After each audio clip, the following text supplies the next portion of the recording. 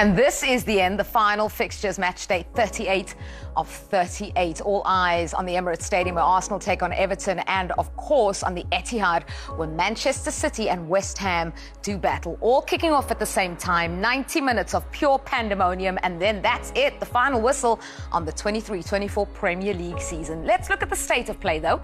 Here is the Premier League table. Top, Manchester City after that win in midweek. Arsenal 2 points behind them. Liverpool in third and Aston Villa confirming Champions League qualification. Tottenham, Chelsea, Newcastle and Man United all to fight it out on the last day. Let's look at the bottom of the table as well, because last time we were all together, none of that was confirmed. Luton still not mathematically relegated, but Burnley are, and so too are Sheffield United. Luton would need a final day miracle. Nottingham Forest also safe, but needing to make sure on the last day. Just how we like it. Drama from first to final whistle. Since it is the season finale, we brought out the big guns. Tony Adams is Come on, the big gun. on his debut in a purple suit. Yes. Unreal. And then the bad boys are in the building. Jermaine Bedford. What you going to do? Oh, no. We can't help ourselves. I'm sorry. I said Sunday's 90 minutes of pure pandemonium. I think this is the preview, 60 minutes of pure pandemonium. We'll try to get through all of it, and we'll start by talking about relegation. Not yet confirmed, but Luton would need, I think, a 13-goal difference. And it would only be, as we expect, if it is Luton to go down, the second time in Premier League history that the three promoted teams go straight back down. What does that tell you? Well, I think that's a little bit worrying. You know, the league is actually coming away from that to happen and the second time in history. You know, Man City's getting stronger, Arsenal getting stronger, the top teams are getting stronger. The thing about the Premier League and why it's loved around the world is because it's competitive, you know, and we don't want to lose that. So we have to keep an eye on that. And the Premier League, hopefully, the bosses are looking at it and saying, actually, maybe the loan system we have to look at, or something there to keep the rivalry between the clubs aligned. It's a really fair point, because in Germany, Bayer Leverkusen 15 points clear. In Spain, I was looking at the top of the tables the other day. Spain, Real Madrid, they were something like 17 points clear. Inter Milan in Italy, 15 points clear again. So uncompetitive, whereas here, the business gets sorted out on the final day, and that has to be a good thing in terms of the competition. So you do stats for all leagues. That's amazing. It get boring. If you're not careful, it's... Just thoughts on the relegation. We don't relegation. want a Real Madrid situation and a Barcelona situation. No. You know, we want to keep it competitive. Absolutely. And I think, you know, if you have that various interests, I will let you in a second. So, should we just have a chat? What do you think of Milan as well? Juventus keep winning. Okay, I'm the referee here. Can we please let Jermaine give his thoughts on relegation going down, the three teams and potentially the ones that came up going straight back down? I think it's incredible. You have to look at the gap in quality in finances from the Premier League and the Championship. And I feel that is the biggest issue. You know, the quality of player that the Premier League are able to buy and afford is humongous. And rightly so. Those teams are in there for a reason. The gap for me just feels like it's a little bit too big and a little bit...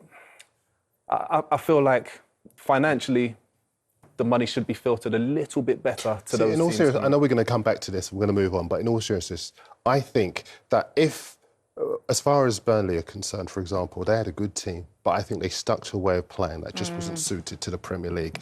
And I don't think that's about quality. I think that's about an approach that hasn't worked. I think as far as Luton are concerned, they were unfortunate because they didn't quite have the quality. But as you can see, they've taken it to the final day. And Sheffield United, well, they really weren't good enough. But I'm not sure it's about the gap and the distribution of the money. I wonder if it's that...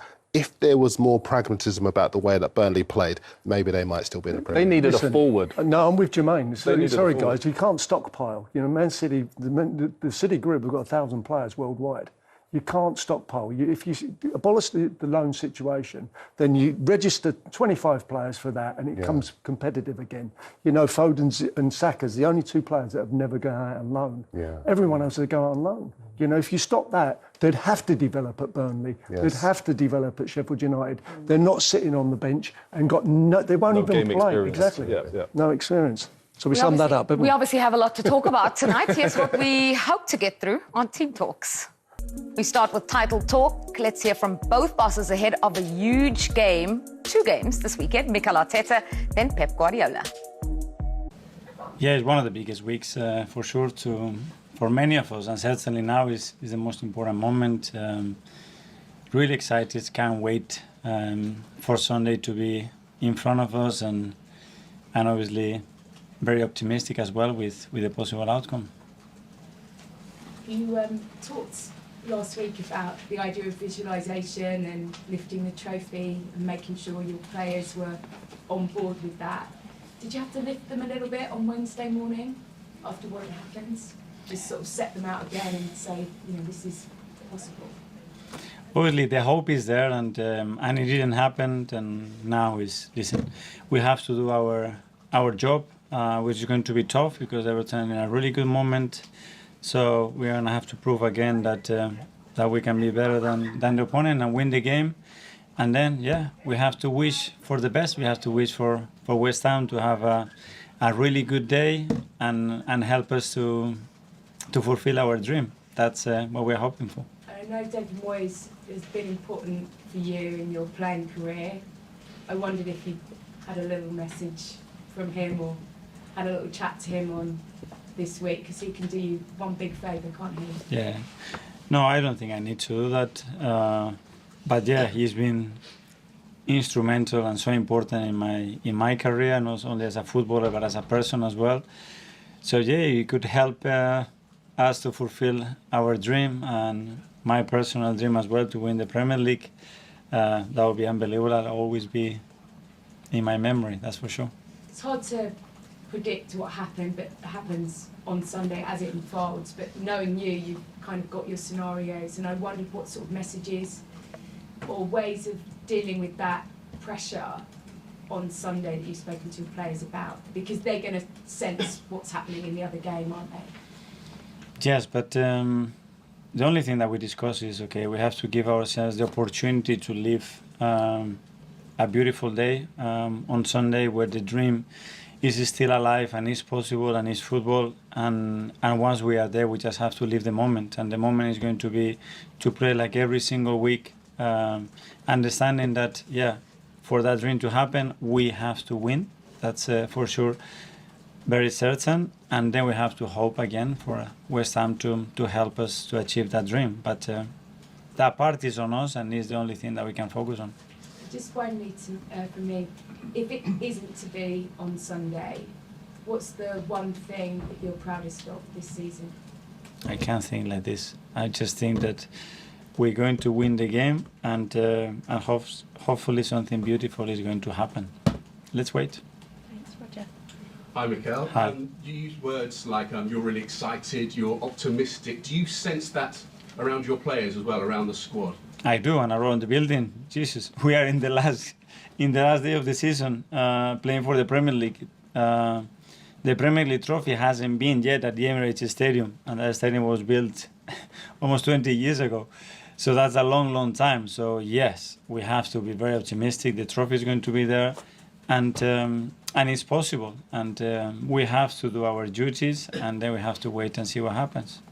History is against you. I think this is the 10th time that the Premier League title will be decided on the final day, and on each of the previous 9 occasions, the team that was top has gone on to win the title as well. Are you sort of banking on the law of averages, says that some stage that's going to have to change? And that's not going to change, you mean? It's a probability, no? The more something happens, more probably that something else can happen. Let's wish that that's the case.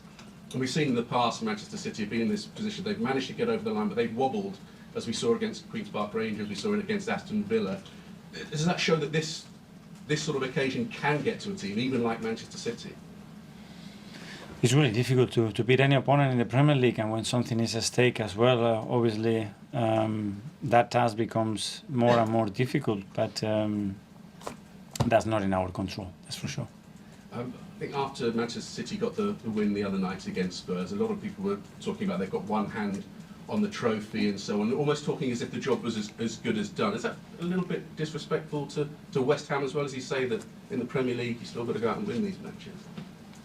I don't know. We all know that that they were a little bit a step closer. That's for sure, because it's one game less and they have to play at home. But they're gonna play a really tough opponent. We have suffered this season over the last few seasons. Really tough to beat them, and again, I'm sure they're gonna be very at it, and hopefully they can help us to achieve our dream.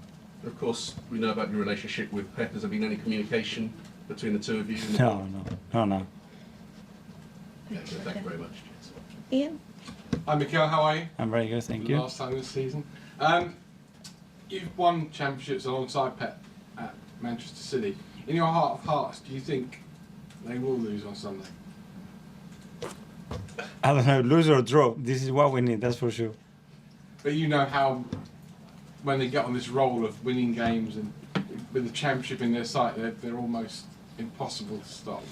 Well, if I don't believe today, imagine how much I could believe in August then.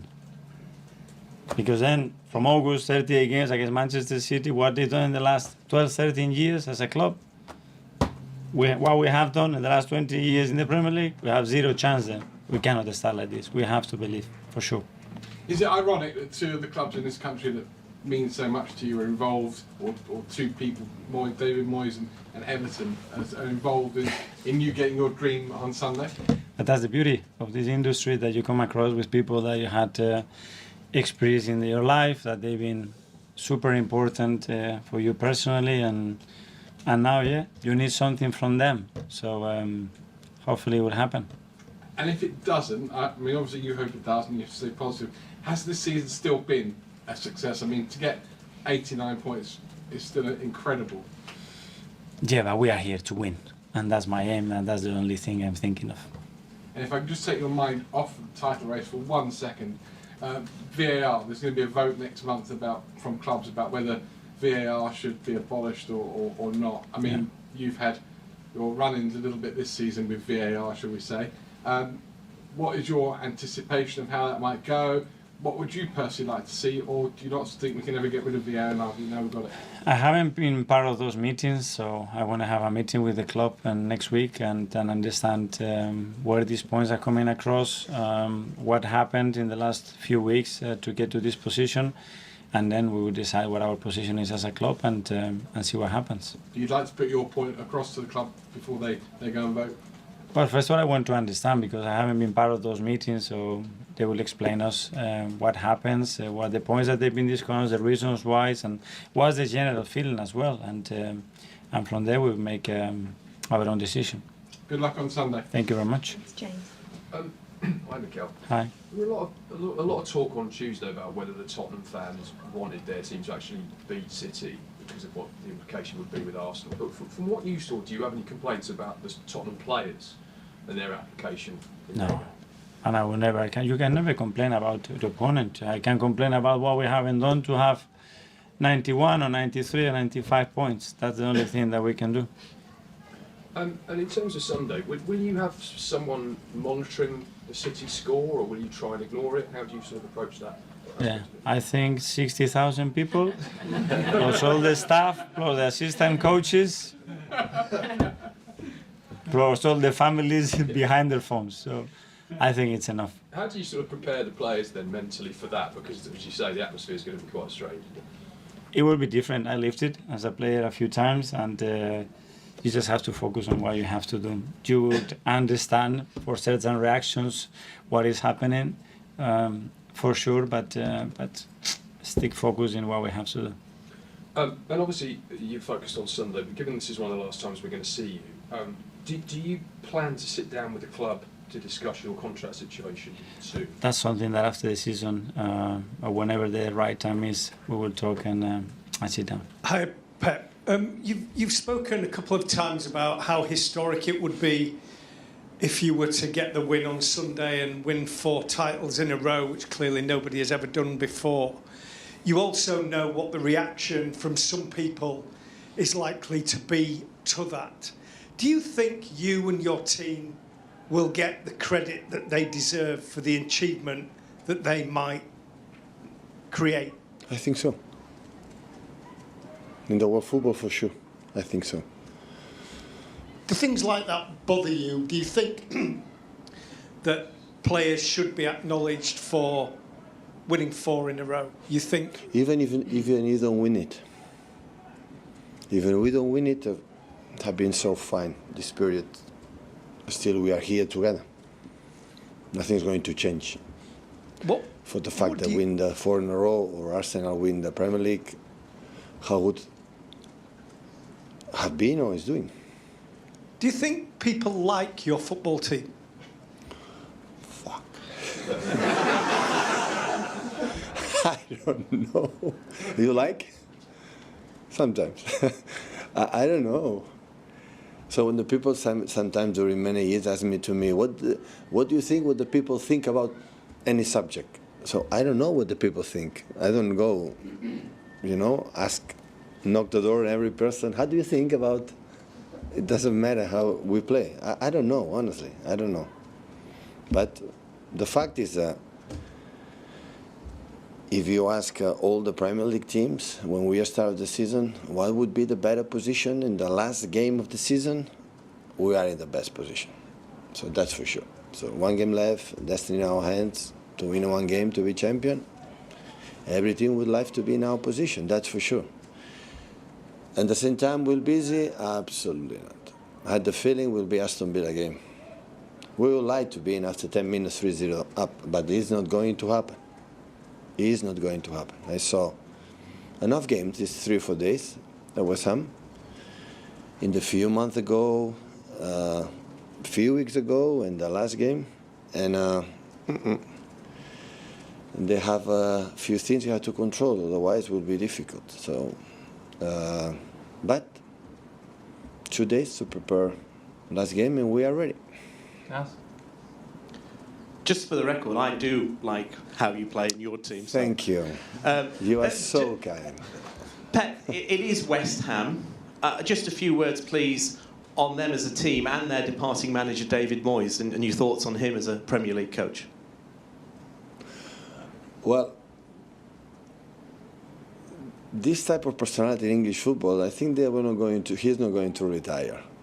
So he'll be back. This is my feeling. But at his age and his experience still is involved is because he cannot be at home. And he will be back. But it's curious. So the first game, it was against Sunderland, and David Moyes was there. My first game in the Premier League. And now, to an important game, he'll be there. Always is an honor to see him. When I'm there, he's always so kind. He's a lovely person. Experience speaks for himself. But he will do. He will do everything to beat us. So it happened in Aston Villa, will happen QPR with Sergio Aguero moment or Dzeko moment, because everybody talk about Sergio, but without the corner from David and Dzeko scored the 2-2, would not happen. Would happen later. So yeah, it will be.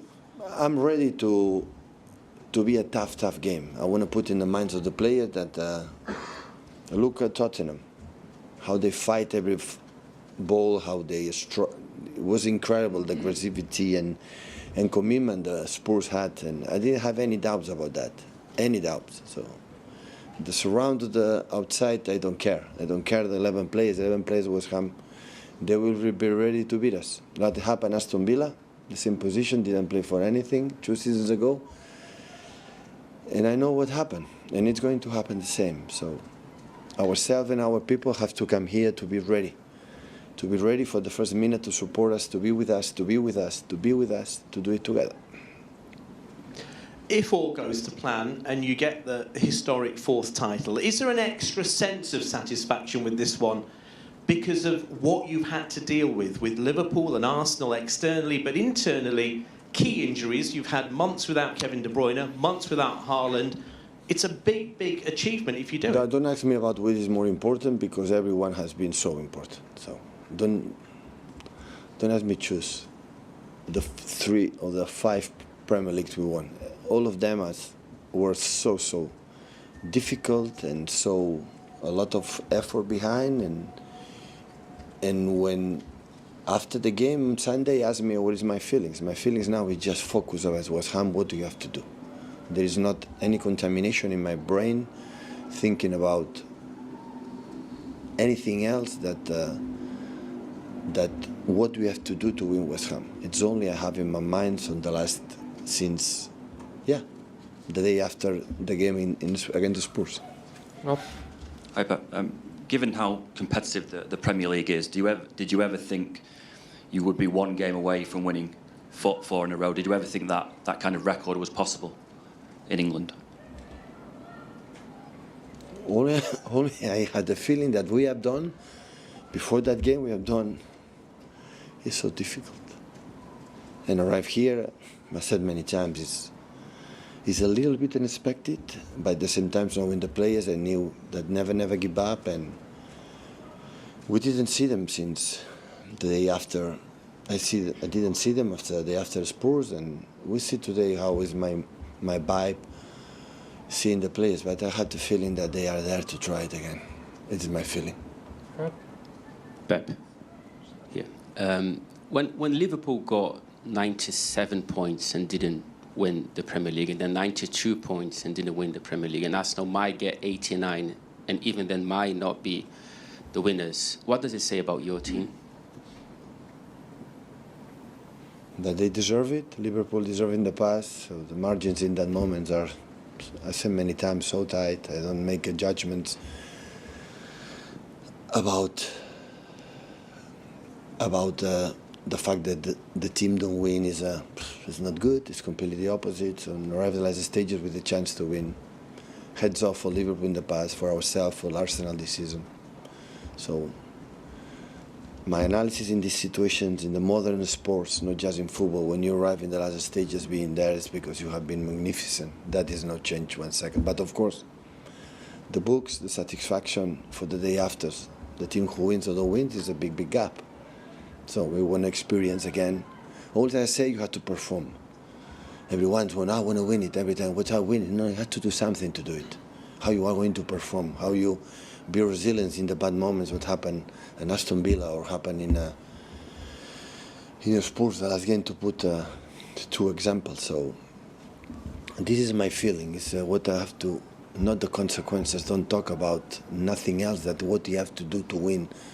To the bad moments, what you have to do to control them, the transitions, the kudos, the Bowen, the Antonio, the Paquetá, the set pieces with the long balls with no Sozek and the other ones, and how defend every single ball when the ball is in the goal kicks, in the throw-ins, in the free kicks, in the corners, in the how you control Antonio, the channels, how this a lot of stuff that West Ham always the manual, what you have to do to every single inch, every single minute, every single second do it perfect. This is only in my mind. The rest, I don't want to play the game thinking the consequences, thinking what is going to happen if. This is a problem, this type of games. You have to be more than ever focused. What you have to do to score the goals. How to break their pressing when they happen. How would you break when they are deep. How many people arrive in the box. Where are the gaps. How is the player hitting the ball, dribbling, score a goal. You know, in the Bamones field, the support are people. This is what you have to think about it. The rest later. Well, we were hoping it would go down to the final day. It is. 2-horse race. One horse has a very big head start. Yeah, it does, because City have got the experience, they've got the quality and the stats also. I won't do too many stats, I promise, in this show. I'll just give you, with City, just the one. City are the only team undefeated at home this season. The last were beaten at home, November 2022, to Brentford. And so it's asking a lot of a West Ham side that were lost their last 2 away games by 5 goals to go to the Etihad and win. That, to me, ends it all, I think. But it's also David Moyes' final game of the season. You know. So was that a positive or a plus? I'm saying it's or a negative? Positive. Having worked with him, you ain't I got know a manager anymore, so I know that he's not going to let them take their foot off the gas at all by any stretch. And he's going to want to go out. You too, right? But the final day, as players, how do you go into the game? Do you go into it like the handbrake's off? We can do what we want. Do you think, no, we've got to do this? Darren, for the 4 titles that I've won, it's always been... In case you didn't know. They were practicing this That didn't really come out as humble as I wanted it to, really. 4 titles, it doesn't need to come out. Every time I've had it in my hands, and what Pep Guardiola said there, you know, it's in there. Who wouldn't want to be in that situation? Yeah. And to be honest with you, it's hard for an Arsenal, because their mentality is Tottenham should have done it for them. Yes. You know, and they've got to go. Everton's form is really good at the moment. To get over that line, both of them are really difficult. When I went for the 4 titles, and you kind of, in the 97, 98, when we were streets above than any team in the league, and it wasn't until we got the first goal. So I can understand Man City being a bit nervous as well, to be honest with you. And it's not until you get that first goal where you're absolutely relaxed, and then I went through and smashed the 4th in. But because then you start believing in yourself, obviously, as well, even though you shouldn't have to at that point. So the last time a team in second on the final day won the title, you were the captain, wasn't in the Premier League era. Different to this one, though, because you were saying you had it in your control then. That's it. All the ones that we've had in our control, to be honest with you. I've never been in an Arsenal situation, and it must be a bit surreal for the guys. And it's so exciting, I've got to say. You know, Arsenal have pushed Man City all the way, and credit to them, and credit to Tottenham. You know, I did actually say this. You know, it's coming out of my mouth, but they were so brilliant the other night. I thought they were professional, and it's really first class to see Premier League players performing so brilliantly. Absolutely. You know, I think that's what makes the league so exciting. And I, as a fan now, a month, I've been every step I've been going, and I've been waiting for Arsenal to fall away, to be honest, but they haven't. They've stepped up time and time again. So how good are Man City then? But what I quite like about Arsenal this season is there's a massive improvement on last season. Points, they're a couple of points ahead of where they were last season, what they finished on. They conceded far less goals than they did last season, and they scored more goals than they did last season. So that in itself is a huge improvement and progress. That's what you want. You want progress, don't you, year on year? Even if Arsenal don't win the Premier League this season, it's looking great for next season and beyond. Do you want stat? Go for it. 27, wasn't it? I've got that one. 27, that's right. We actually have 27 wins so far this the season. numbers for this year. Go on, then. If I can speak, thank you. Go for it. We actually have the numbers for this year, the Premier League record, comparing the two, and it is so close. It shows you just how close it's been between the two, and that's why there is that just 2-point gap. And as you said, I kind of want to pick up on this, Darren, because the improvement from Arsenal is there to see. Well, Declan Rice has been amazing. You know. Thanks, Darren. That's quite funny. Thank you so much. That's quite good. Is it that type of show, is it? I didn't realise it was that. Title winners go first. You go right ahead, Tony. Declan Rice, yeah, we hear you. Well, it's been phenomenal. His first year in football, in an Arsenal shirt, has been just actually incredible. You know, I'd have him as England captain as well, to be honest with you. You want someone that's so reliable, that's in there. You know, I was made to look very good. One of my 4. On each occasion that I won the trophy, I always had someone in front of me that made me look good, did my work for me. You know, Manu Petit, Gilberto, you know, Paul Davis back at the start. These players are so invaluable. If you step out of that zone, they're in there. And he's got up the other end, you see him scoring goals and stuff as well. So if he... Those players really make you. You know, and when he come to the team, and you got Patrick Vieira and these people that just fill the gap, so he can play anywhere. You know, what I'm trying to say to you, but he's dependable. Mistake for Gareth, it's taking him off in the Euros. Absolutely. I thought it's a real, you know, you need a player. Forwards, bit different. Odegaard, Harry Kane, you know, you use them. Sometimes you need a bit of difference, open up doors. But Declan needs to play, and he's been the big. We spent 100 million to get a bit closer to Man City, and we've still not done it.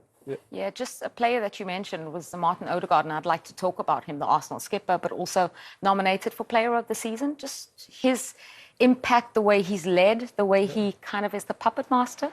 Well, it's his influence. You trust him. You know that he's going to find himself in the right areas at the right time.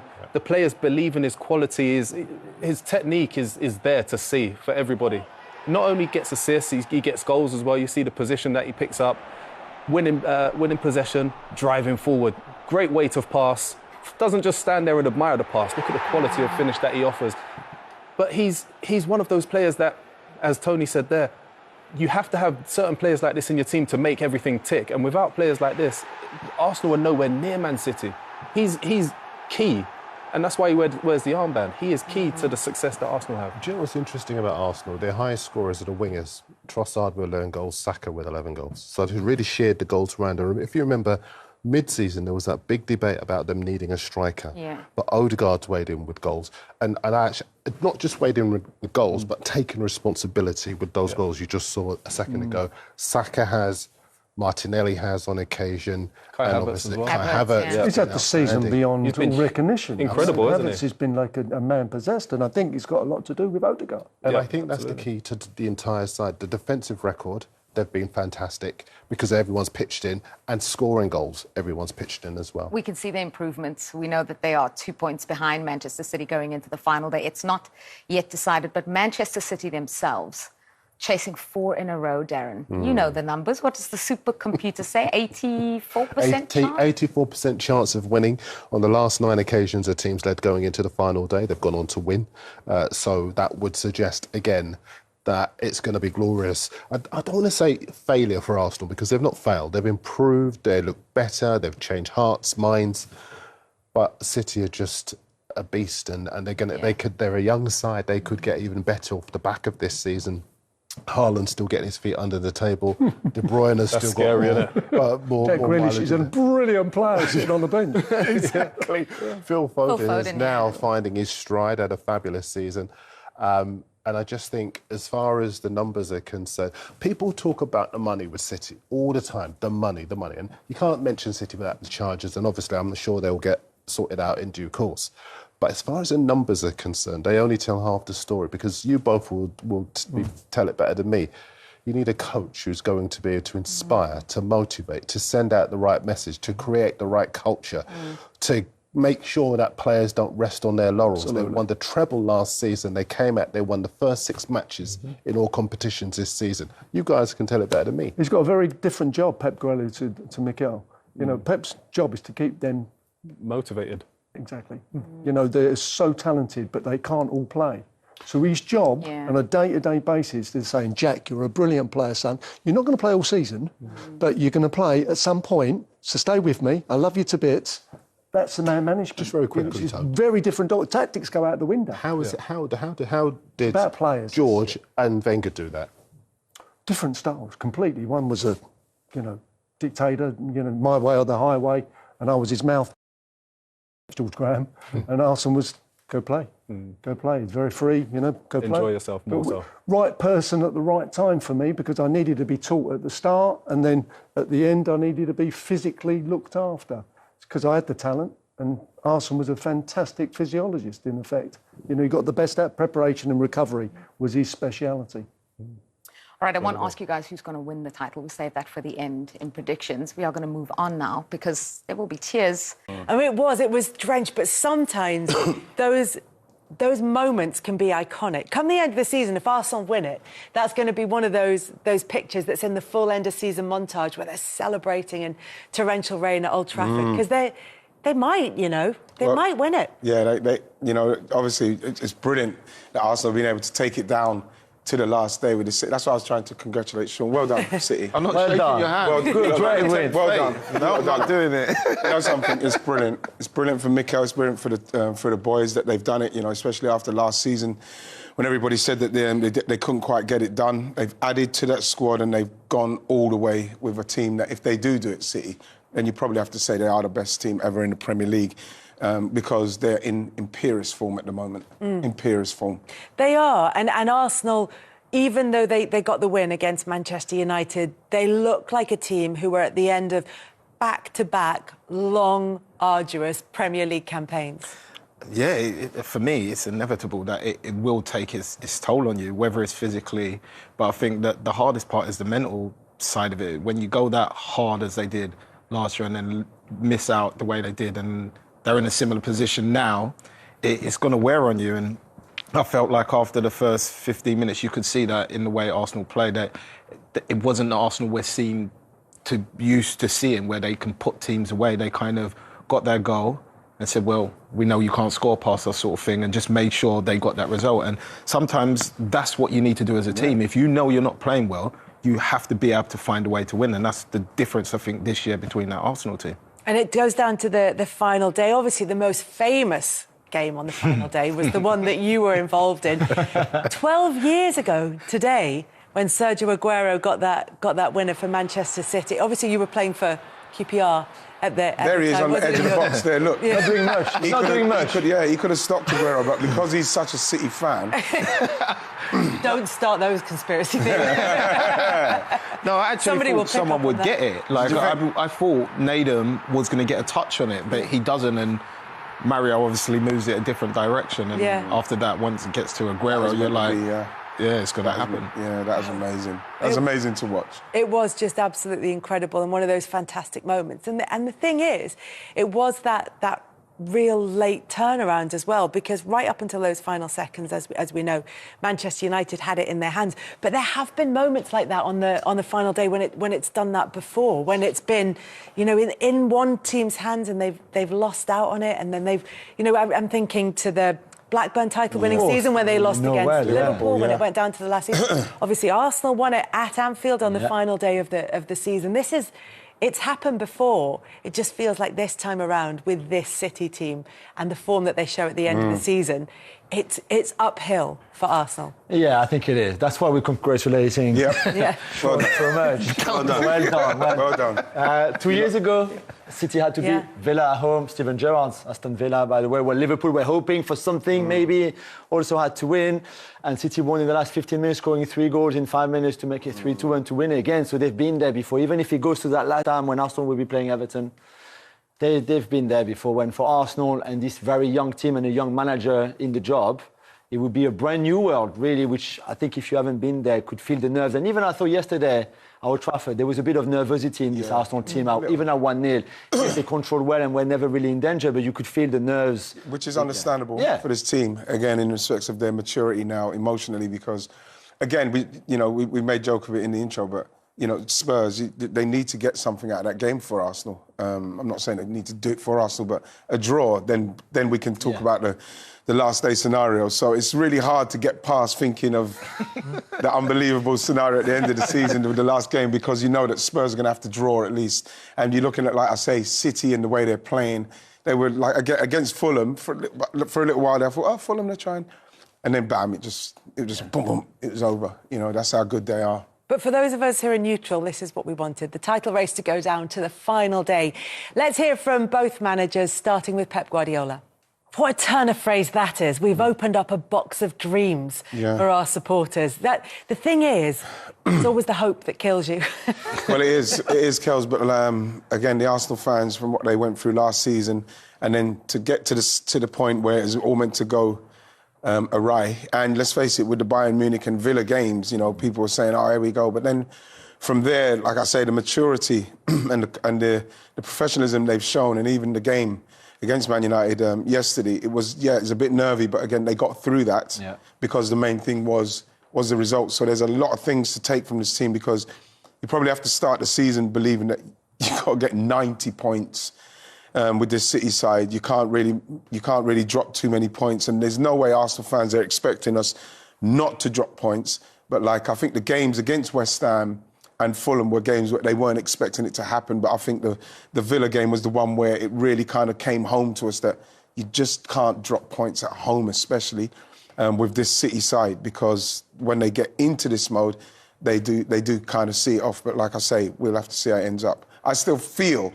I've been feeling for ages, that there's a twist, and I'm running out of games. The game that's coming up, the Tuesday night game at the Tottenham Hotspur Stadium, between Spurs and Manchester City. Why are you laughing at me, is really, but that feels like that's the one that people have been building up to as a potential twist. Now, look, Tottenham are not in, I know they got the win at the weekend, but they're not in good form at the moment.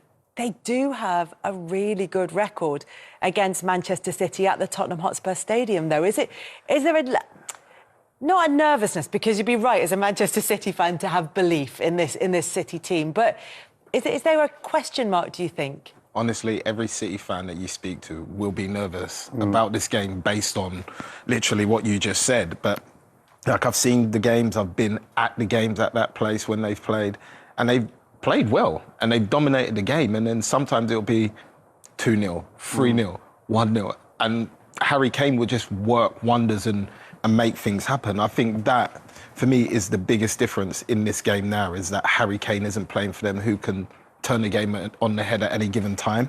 And we know Spurs are going to give us chances. With that high line, I think without Doggy in the back playing that inverted midfield role and drifting into those foreign places, I think that they, in many ways, they've come unstuck and they're relying on Van der Ven so much just to clear up a lot of messes.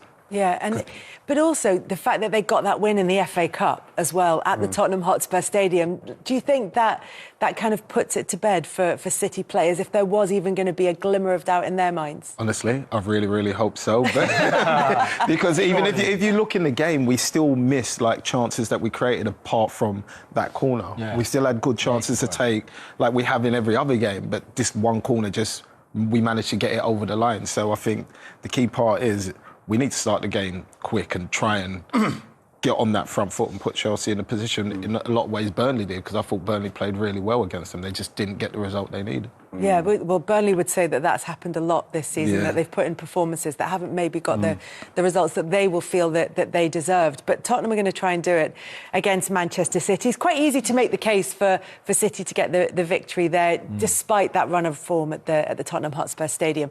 Is there a case to be made for Tottenham taking something from this game, do you think? Yeah, I mean, if Villa don't beat Liverpool on Monday night, so tonight, they will still have a chance, even if it's unlikely, to make that top four and qualify for the Champions League. Particularly given Villa have to go to Palace on the final day of the season and Tottenham have got Sheffield United. Exactly, so you think, they would go for it. If Villa win against Liverpool on Monday night, I don't think there will be any motivation Spurs-wise. And if you're a Spurs fan in the stand, you would surely not applaud a goal from your team that would favour Arsenal. I think this is why this scenario is the most incredible ever, because the biggest rival of Arsenal can actually give them a massive chance to win the title, which every Spurs fan would absolutely hate. So this is why it's so good. I just don't see this Spurs team being able to trouble City too much. What City have been so impressive in the last few games is to score very early. 13th minute at the weekend against Fulham, 12th minute against Wolves, 2 minutes against Luton, 17 against Brighton, to just ease all those nerves that we mentioned before, control those emotions, and then once they're in the lead, usually they don't give it back. You know what people say about Spurs? It would be an unbelievably Spursy thing for them to beat them by accident. That's why it's not for Spurs to beat Manchester City by accident. But by the definition of Spursy, and what we mean by Spursy, it would be very Spursy to beat Manchester City and not qualify for the Champions League. Yeah. That would be kind of Spursy in a sort of classic sense. That would probably be the greatest outcome for me. but City are too good. And then lose to Sheffield United on the final day in order to do that. Too good. But that's the thing, is that Manchester City will, anybody who's not emotionally invested in the game will be expecting Manchester City to go on and win that one, and it will go down to the final day. Is there any chance, do you think, that Spurs can take something from that game? Well, you have to hope, innit, Kels, because like Julian said there, depending on what happens with Villa, if Villa don't beat Liverpool, then there is something in it for Spurs, especially a season that's been so up and down for them. There's had a lot of injuries to key players. For them to find themselves at this stage of the season still being able to qualify for top four with a new manager, losing Harry Kane at the start of the season, started very well, kind of dipped through the middle, and then they could finish on an unbelievable high if they can get into the Champions League. So there is something there for Spurs, and as a professional, that's what they're probably looking at. I know that Andrew will be looking at. The fans saying things like, I'd hate for us to do it, but the players are not thinking about that deep down. That's not what's bothering them more. What's bothering them is not getting into the Champions League qualifying places when they've got a chance. Do you know what? I was just thinking about City and that run to the end of the season, that Pep Guardiola has always, since his Barcelona days, trained his players to be fit season. So they are super intense, and that they're all ideally at sort of peak fitness for this stage of the season.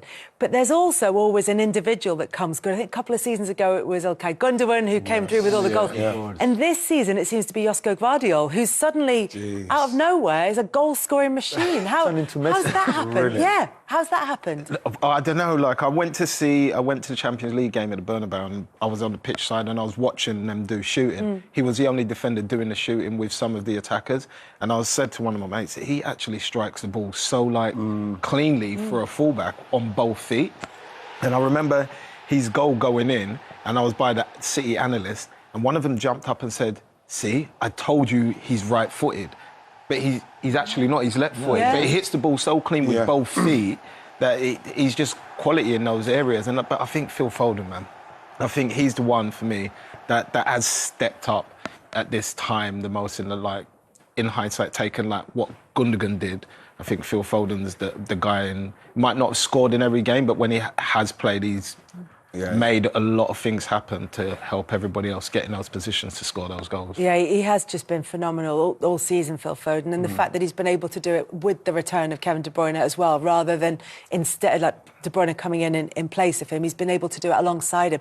Gvardiol, though, in this form at this stage of the season, was almost the first Premier League defender to score a hat-trick if they'd let him really take the penalty. I know, he really wanted that pen, didn't he? And then they went like, nah, Alvarez is the penalty taker. Yeah. Well, I love it. We saw the Van de Ven goal for Spurs. We were mentioning with Shoney, who turned onto his left foot to hit it like that. When Gvardiol goes with his right foot, which you should be doing because it's on your right foot, to show how confident he is on 2 feet. Obviously, when you score a top corner strike like that against Real Madrid with your right foot, you get confident.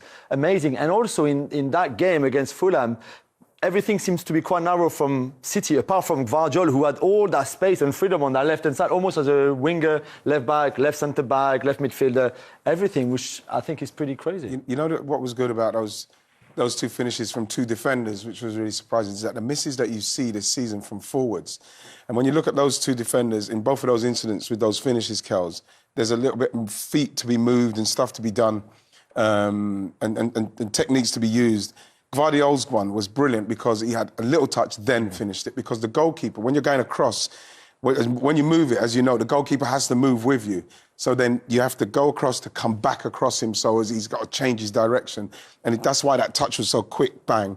And the same with Van de Ven's one. Again, this one's coming across and he's moved his body so as he can hit it with his left foot back where it was coming from. Two really technical finishes from defenders where you see some strikers this season, you think, you know, the calmness of those two guys, and when you look at some of the misses of the strikers, again, that was real top quality from both of them. The player, I think, for Arsenal, and it's not necessarily just been at this stage of the season, but the player who's weighed in with key goals at crucial moments has to be Leandro Trossard, who scored again at the weekend. He just seems to have this knack of scoring, not just scoring goals, but scoring important goals. Yeah, I think what he's done is really I think he's kind of cemented the place. We know what Martinelli's about, you know, with the pace and the directness of what he's doing, but I think that what Trossard has showed with the control and the defensive work he does, the inverting and the finishing, he's bringing so much, Kels. This is why you probably look at someone like Martinelli now and you think, you know what, Martinelli, he's got something for us.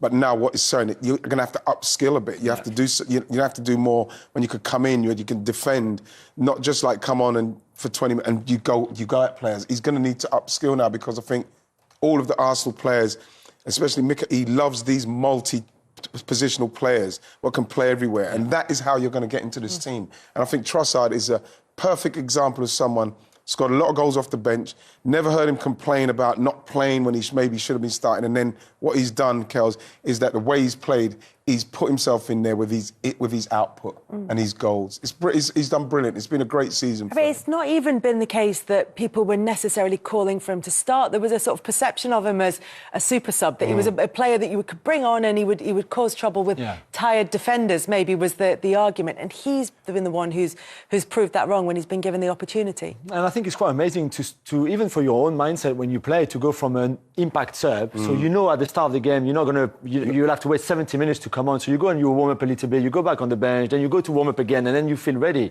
It's very different when you approach it than starting from the start and have an impact straight away. And I think he's done that brilliantly. Very intelligent player, very versatile, like Righty just said. You can rely on him, he defends, he plays with a lot of heart, and things are just going his way as well. And Martinelli's average form, let's put it that way, has also helped Trossard to say, you know what, I feel confident now. Even if Martinelli comes back to a good level, I'm still the right guy for that kind of left-hand side position. Yeah. I think what he brings to that team is control. I think when Arteta's come from Pep, he's used to having a lot of control of the ball. I think if Martinelli plays there, it's more direct, a bit like Doku. If Jack's fitter, Jack normally plays, especially in the bigger games, because he knows under pressure he can retain possession of the ball or he can do a trick. But Trossard's got goals on top of what he does, plus he sees passes. So he's basically, in hindsight, a complete player to play in all three of those positions. And for me, I was one of those people that said when Kai came, I was the first person to say, well, why are you getting Kai when you got Trossard?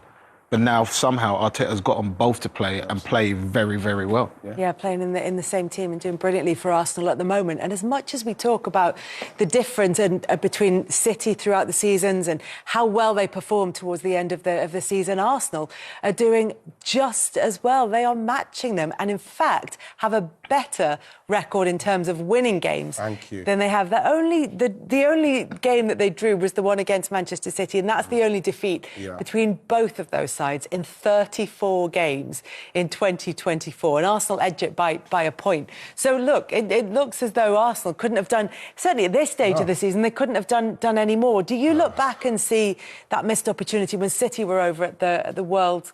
I always get the words the wrong way. The Club World Cup. Well, I could say them in any order, those three words. But the Club World Cup, I still got the Club World Cup. When they're over at that, was that the opportunity missed for Arsenal, do you think, in hindsight? Well, yeah, but Kels, you can go back now, and if it doesn't happen, and even if it is on goal difference, you could go back to any of those and say that's the game, because that's where you've dropped points, and that's where City weren't playing, and you could have got an advantage. But I think that what I take from it is how perfect you have to be, because you look at those numbers what Arsenal put up. I'm not sure, Kels, that Arsenal can do any more than they're doing at the moment. Of course, those games you don't want to lose, but like you're talking about going into a season where you're trying to go unbeaten. You've got to try and get 90 points because City are so relentless.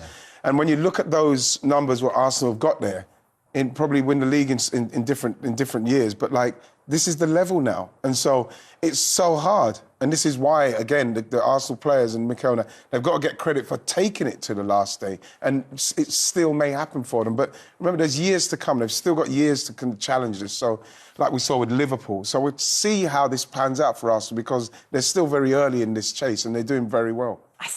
That percentage looks a lot more comfortable for Arsenal than maybe it feels when you look at the remaining fixtures. And it probably is because they're factoring in the fact that that City have got 2 games to come, and because of their record at Spurs. But you still look at that and think, it's in Manchester City's hands with 2 games left to go, and they're still giving Arsenal a really decent chance, and almost 50% chance of winning it. There's not much in it at all as far as they're concerned.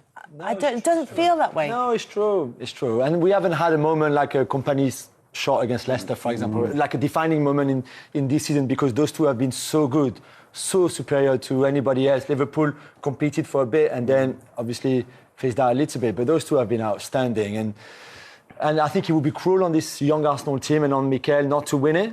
But sometimes you just have to accept that there's one incredible team that somehow, even if you took 4 points off them this season, is still better than you. You know, if City draw against Tottenham, and they would have to win heavily against West Ham at home on the last day of the season, you know, it could go down to goal difference again. Yeah, like in 2012. I just think it's going to be great I next really hope weekend. it can. This is what I'm praying that it can go down to that, because like just the butterflies you feel as a fan for that to happen, it's just like the excitement, you know what I mean? The anticipation. Yeah, Arsenal making sure the title race goes to the final day of the season. A reminder, as if you needed it, that City have got 2 left to play and Arsenal have Everton at home, and of course all eyes now on the Tottenham Hotspur Stadium on Tuesday night before David Moyes' West Ham go to the Etihad on the final day. So this game between your former club and Manchester City not only is going to have a big say in the top 4, but we have the scenario here where Spurs could beat Manchester City and hand the initiative to Arsenal on the final day. Yeah. Yeah. I say yeah. I mean, listen, the players, it won't affect the players. Because you've been in this situation before. I have. 99. 99, went playing for Tottenham, went to Old Trafford. Les Ferdinand scored after about 20 minutes. We went 1-0 up. Deadly silence. We had 5,000 travelling Tottenham fans. None of them celebrated him scoring. It's the one and only time he scored at Old Trafford, and he expected a big roar. I think a few of the players went up and said, "Well done, Les, what the hell have you done there?" But no, genuinely, in the dressing room, no one cares. They just play for the shirt, and Tottenham will be trying to get maximum points. If they can win tomorrow night, you know, it leaves it wide open, on not only the title race, but for Tottenham to achieve perhaps Champions League. You know, they go to Sheffield United last game of the season, and Villa still got to go to Crystal Palace. So, look, it's all there to play for Tottenham. They've still got something to play for. So they're going to only look at their own prize. They can't worry about helping Arsenal out or spoiling the party for Man City. But the fans, they certainly will. They go with that in mind. I think if you ask the fan, I'm not sure what the split would be, and I know Ange Postecoglou wasn't happy with the question. He got asked a question today. There'd be a large proportion of your fans who don't want you to win. He couldn't understand that. But he knows rivalries. He's been one of the biggest in Celtic and Rangers over a number of years. But there will be Tottenham fans out there, believe it or not, who would rather not get to the Champions League but stop Arsenal winning the league, which sounds incredible, but it's a fact. Can you get your head around that? Well, I mean, I know for a fact that the Tottenham players will be going out thinking nothing other than we can get into the top four. You want to be a Champions League player. If it got to the last game or whatever, I can understand. If you've got nothing to play for, I can understand you thinking, well, I prefer such and such to win. However, at this moment, I think Champions League football is such a big thing that they'll be all out for it. And I really do think that this is the big game tomorrow. I mean, don't get me wrong, we'll go into the last game and anything can happen with nerves and things like that, but this is the big opportunity for Arsenal, even though they're not playing, for their arch rivals to do them a favour. Not an easy place to go. I mean, Tottenham have got a very good record against against Manchester City at the Tottenham Hotspur Stadium. Just click that there and that'll remind us exactly. Yeah, so... There you go. Not a Premier League point or goal. No. But Ange Postecoglou, he would tell you, he's played once at the Tottenham Hotspur Stadium and they've lost. And that was in the FA Cup. So he's not worried about anything else, about his record. And his record hasn't been good. Hasn't been good because they got beat in the game. He will go flat out to try and win the game. We know how Ange plays. He doesn't take a backward step for any manager, any team he plays against. They will go toe-to-toe and they will play. There will be wide open spaces. They will vacate the fullbacks. When they get the ball, they will flood forward. We know they're going to be a threat, Tottenham. They will be a threat to anybody. They got firepower, but they also are wide open when they're trying to defend. So that game tomorrow night will make that game 3-3 we had tonight. It looked like a boring game, that game tonight. Tomorrow night will be an electric game of football. I was going to say exactly the same. A 2-0, a 2-0, a 1-0, a 1-0. It's not going to be that, Steve. There's going to be more goals than that. So that is the Tottenham side of it. In terms of the title race, Manchester City need to win as well. It's an extraordinary game. Draw's no good to either, because even Arsenal would have the goal difference initiative with a draw for City. They're 33 unbeaten in all competitions. We've actually just had a look at Pep's last couple of title wins when it's gone down to the wire. And look at this. I mean, in 18-19, they won 18 of their last 19 games. And in 21-22, 23 of their last 28 games. Yeah, I've said all through the season, you know, there's Liverpool have hit the top and Arsenal have hit the top, and I've always said I still fancy Manchester City, and it's for this reason, Steve. I mean, when I was growing up, Manchester United used to do this. From, you know, the turn of the year, they used to just click into gear and all of a sudden it was relentless and nobody could keep up with them, even if they're a few points off the top. And Manchester City are the same. They've got gears, and I'll never forget that ding-dong battle between Liverpool and Manchester City, you know, a few years ago. It was just relentless how good they are. And when you see stats like this, you can understand they're literally squeezing the life out of their competitors with this late run, this late surge of the second half of the season.